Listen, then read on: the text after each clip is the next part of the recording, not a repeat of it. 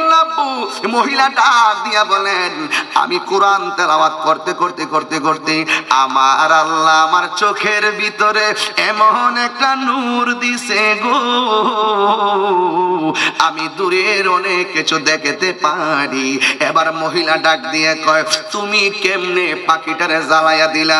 আমি তো আবার পাখি জ্বালাইতে পারি না। একটা হলো জালালি আর একটা হলো জামালি। জামালিটা হলো ঘরের কোনাত বৈশা, আর জালালি হলো যেখানে যাইব সেখানে হিসাব ফাইনাল। কথা বলেন ঠিক কিনা? এবার ওই লোকটা ডাক দিয়া কয়, মা গো, আমি কোন ধরনের এলেম আমার নাই, কোন ধরনের কালাম আমার নাই। ও মা, আমি কেমনে এই ক্ষমতা পাইছি জানো নি গো? আমি কিভাবে বেলায়েতের পাওয়ার অর্জন করেছি শুনে যান। কই কি? কয়েকদিন আমার আম্মা রাতের বেলা আমারে বলছেন, বাবা গলাটা শুকাইয়া গেছে, আমার একটু পানি আইনা দে। আমি পানি আনার জন্য চলে গেলাম।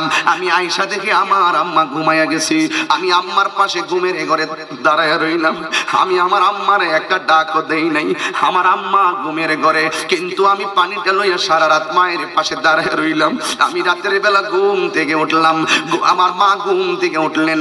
ঘুম থেকে উঠে দেখতেছেন তার সন্তানটা দাঁড়ায় রইছে। মা ডাক দিয়া কে, আব্বু এ সকাল হইয়া গেছে, তুমি এখানে কতক্ষণ?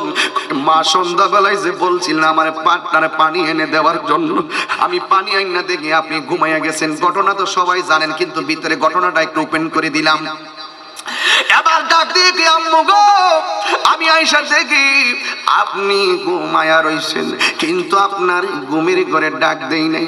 জীবনে তো আপনারে অনেক ঘুম ভাঙছি, পেটের ভিতর থেকে লাথি মেরে মেরে আপনার ঘুম ভেঙেছি, কিন্তু এখন ডাক দিনে আপনি কষ্ট পাবেন।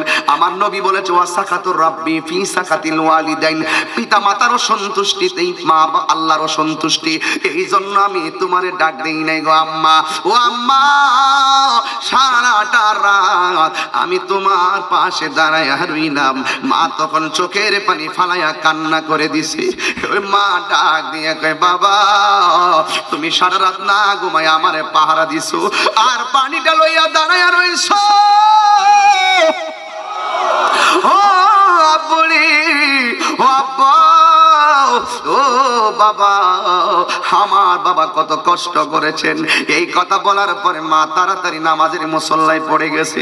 2 রাকাত নামাজ পড়া পানিটা পানও মা করে নাই, না কইরাই আল্লাহর কাছে 2টা হাত বাড়াইয়া দিছে।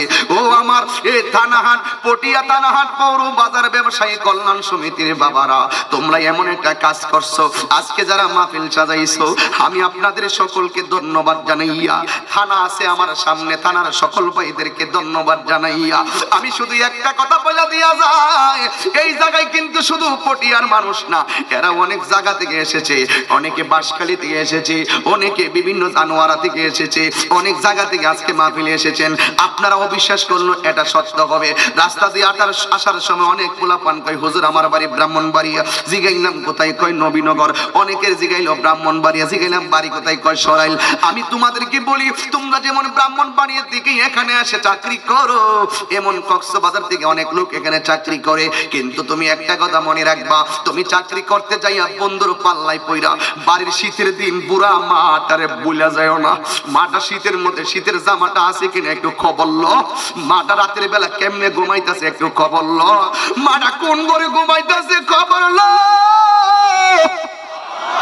ওই বাড়ির মাটার শীতের কাপড় দিয়ে চুলি খবর লো, নিজের গায়ের ভিতরে সুন্দর টুপি লাগাইয়া এমন ভাবে শীতের জামা লাগাইয়া তাহিরির সামনে বইছো, কিন্তু তোমার মা গ্রামের বাড়িতে কোন ঘরে তাইকা কাটাই খবর লো। তোমার যদি পরিবার থাকে তারে জিজ্ঞাসা করো, আম্মারে ওজোর পানিটা গরম পানিটা বানাইয়া দিছুনি। তোমার যদি স্ত্রী থাকে জিগাও, রাতের খাবারটা মারে লইয়া খাইছুনি, সকালের খাবারটা মারে লইয়া খাইছুনি।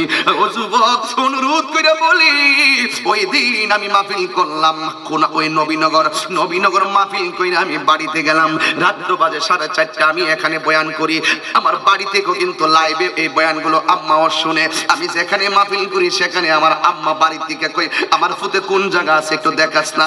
আমার ছোট ভাইটা বাড়িতে থাকলে আম্মার বয়ানটা নিয়ে যত রাত্রে হোক বৈশা বৈশা বয়ানটা শুনে, ওই জায়গার ভিতরে মা কিন্তু শুনতেছে।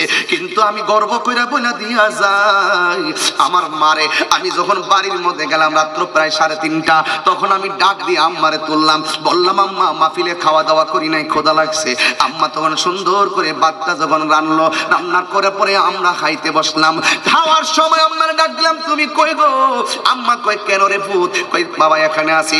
আমি কই মেহেরবানি করে আমার কাছে আসো। আমি আমার মারে আমার পাশে সোফার মধ্যে বসাইয়া আমি কইলাম আম্মা তোমার হাতটা দাও।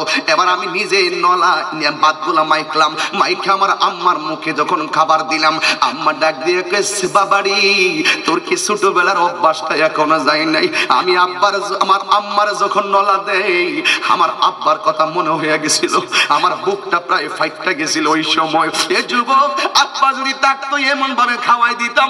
এখন তো আমার আব্বা নাই, জীবনে কত খাওয়ান খাইছি, বাবার খবরটা ভালো করে নেওয়ার ব্যস্ততার কারণে সময় নিতে পারি নাই। এই জন্য যুবক, তোর বাপটা যদি বাচ্চা থাকে ওই বাপটার খবর নিবি শীতের বেলা। তোর বাপ তো তোর কাছে 10,000 টাকা জীবনে চাইতো না, তোমার আম্মা তোমার কাছে 20,000 টাকা জীবনে চাইতো না। মা চাইবো পুত্রে 100 টাকা দিয়ে একটু পান খামো, বাবা চাইবো পুত্র 100 টাকা দিয়ে কোমরটা বেদনা করে প্যারাসিটামল আনমো। বাবা তোর কাছে কিডনিটা যদি ক্ষয় হয়ে যায়, হার্টের যদি রোগ হইতে একেবারে শ্বাস ফেলাইতে কষ্ট হয়, বাবা তোরে বলবো আমার কাশ হইছে, একটু বড়ি দে আমি একটা সিরাপ আনতাম। কিন্তু ওই বাপটারে তুমি টাকার ওই বাপটার কাছে তুমি টাকার হিসাব করছো। এখন বাপটা কবরে, কত লক্ষ টাকা তোমার হাতে গড়তেছে, চাইলে তো তুমি তোমার বাপটারে খাওয়াইতে পারতা না। আমির বান্দার দরবারে আসার পরে তোমার প্রথম সবক দিব, তোমার আব্বা আম্মা চিনি, তোমার আব্বা আম্মারে সেবা কইরো। এটাই হলো আমির বান্দার দরবারের সবক। তুমি তোমার নবীরে জানের চাইতে বেশি মহব্বত কইরো। এই কথাগুলো কিন্তু হক দরবার থেকে পাওয়া যায়। কথা বলেন বাবা, ঠিক কি না? এই জন্য আব্বু তোর মার আজকে ফোন লাগা, এই যুবক তোমার আব্বাকে ফোন লাগাও। ও বাবা, আপনার যদি বাবা থাকে আপনি আপনার বাবাকে ফোন লাগাইয়া দেন, আব্বা শীত কেমন করে, আপনি কি বাজার করতেছেন? ও যুবক পায়ের মধ্যে হাত দিয়া বইলা যায়। আমারে অনেকে বলে হুজুর প্রতি ওয়াজে ওয়াজে কেন মায়ের বয়ান করেন? আমার তো মনে হয় সারাটা জীবন মায়ের বয়ান করতাম। ওই মা তো সন্তানের জন্য পানিটা পান না কইরা নামাজের মুসল্লাই বইয়া আমার আল্লাহর কাছে 2টা হাত বাড়াইয়া দিছে। আল্লাহরে ডাক দিয়ে কই, আল্লাহ আমার সন্তান আমার জন্য পানি আনতে যাইয়া দৌড়ায় আসছে, আইসা থেকে আমি ঘুমাইয়া রইছি, আমি আরামে ঘুমাইছি, আমার পোলা ঘুমাই নাই। ও আল্লাহ তোমার কাছে একটা ফরিয়াদ করি, আমার জাদুমণিটারে তুমি সুলতানুল আরিফিন বানায়া দাও।